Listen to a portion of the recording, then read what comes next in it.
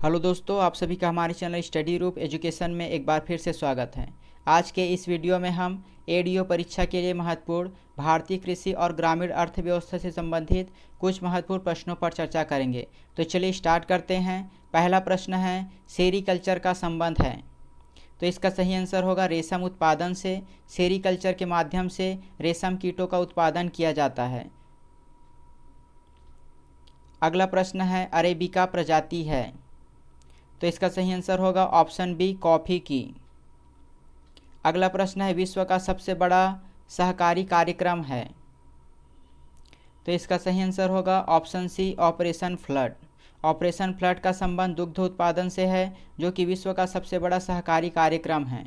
इस योजना की शुरुआत सन 1970 में हुई थी और इसके प्रणेता वर्गीज कुरियन थे।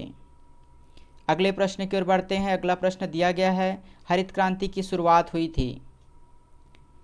तो इसका सही आंसर होगा ऑप्शन डी, योजना अवकाश काल में। सन 1966 में योजना अवकाश हुई थी, उसी के दौरान हरित क्रांति की शुरुआत हुई थी। हरित क्रांति का उद्देश्य खाद्यान्नों के उत्पादन को क्रांतिकारी वृद्धि करना था। अगले प्रश्न की ओर बढ़ते हैं। व्यापक फसल बीमा योजना की शुरुआत हुई। तो इसका सही आंसर होगा ऑप्शन ए, सन 1985 में। अगला प्रश्न है, भारत में हरित क्रांति से सबसे अधिक लाभान्वित फसल है।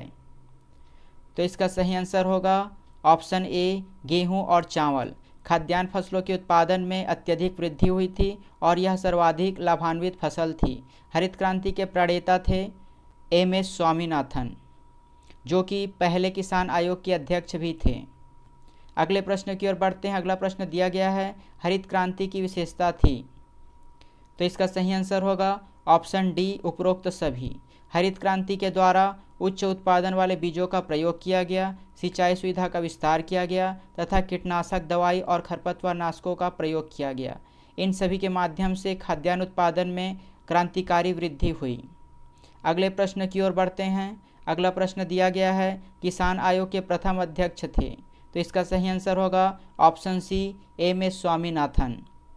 अगले प्रश्न की ओर चलते हैं। शाकंभरी योजना के अंतर्गत किसानों को 5 HP के पंप पर मिलने वाले अनुदान का प्रतिशत कितना है।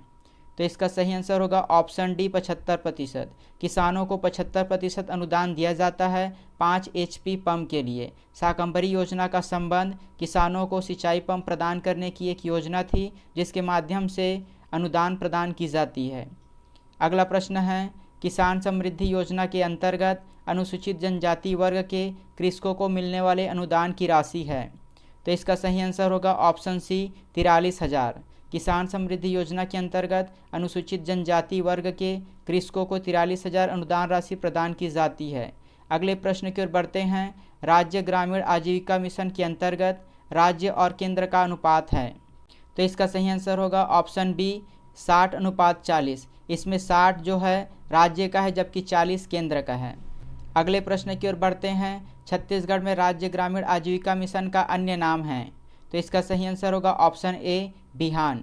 छत्तीसगढ़ में राज्य ग्रामीण आजीविका मिशन को बिहान के नाम से भी जाना जाता है।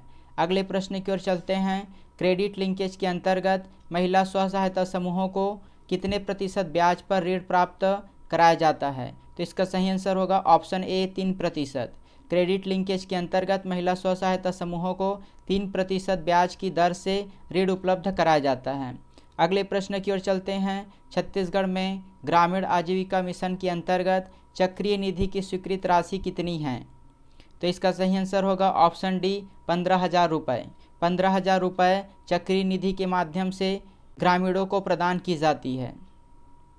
अगले प्रश्न की ओर बढ़ते हैं। शहरी ग्रामीण आजीविका मिशन के अंतर्गत केंद्र और राज्य का अनुपात कितना है।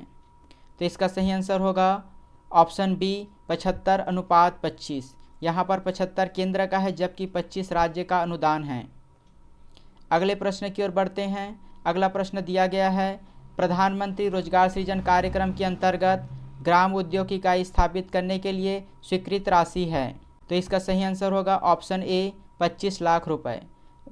प्रधानमंत्री रोजगार सृजन कार्यक्रम के अंतर्गत ग्राम उद्योग इकाई स्थापित करने के लिए 25 लाख रुपये राशि स्वीकृत की जाती है।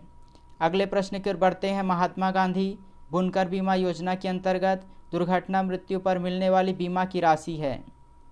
तो इसका सही आंसर होगा ऑप्शन ए 1.5 लाख। महात्मा गांधी बुनकर बीमा योजना के अंतर्गत दुर्घटना मृत्यु होने की स्थिति में 1.5 लाख रुपए की राशि प्रदान की जाती है। अगले प्रश्न की ओर बढ़ते हैं। अगला प्रश्न दिया गया है, जनश्री बीमा योजना के अंतर्गत शिल्पियों की प्रीमियम राशि है? तो इसका सही आंसर होगा ऑप्शन बी 100 रुपये। जनश्री बीमा योजना के माध्यम से शिल्पियों के लिए जो प्रीमियम राशि है वह है 100 रुपये। अगले प्रश्न की ओर बढ़ते हैं। ग्रामोद्योग ऐसे ग्रामीण क्षेत्रों में स्थापित किया जाता है जिसकी जनसंख्या होती है? तो इसका सही आंसर होगा ऑप्शन ए 10,000 से कम। ऐसे गांव जहां की जनसंख्या 10,000 से कम है उस क्षेत्र में ग्रामोद्योग स्थापित किए जाते हैं। अगले प्रश्न की ओर बढ़ते हैं। अगला प्रश्न दिया गया है, ग्राम उद्योग के विषय में सही नहीं है?